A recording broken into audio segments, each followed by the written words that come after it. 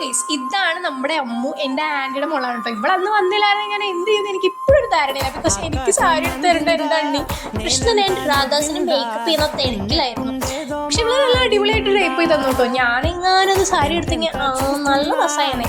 പിന്നെ എൻ്റെ മുടി എന്താണ് ഇങ്ങനെ ഇരിക്കണമെന്ന് ആരും വിചാരിക്കണ്ട. എനിക്ക് ഒറ്റയടിക്ക് സ്ട്രെയിറ്റ് ആയിട്ടുള്ള മുടിയാണ്. അതുകൊണ്ട് ഞാൻ ചെറുതായിട്ട് വോളിമൈസ് ചെയ്യാൻ, പിന്നെ വേവി ടെക്സ്ചറൊക്കെ വരാനായിട്ട് ഒന്ന് പിന്നിട്ടിട്ട് സ്ട്രെയിറ്റൻ ചെയ്ത് അടിച്ചെടുത്തു. ഈ പണിയുള്ള ഏർപ്പാടാണ്, പക്ഷേ ലാസ്റ്റ് നല്ല രസമായിട്ട് ഇങ്ങനെ മുടി കിടക്കും. അതിൻ്റെ ഇടയ്ക്ക് അമ്മ ഫ്രഷ്മെന്റായിട്ട് ജ്യൂസ് കൊണ്ടു തന്നു.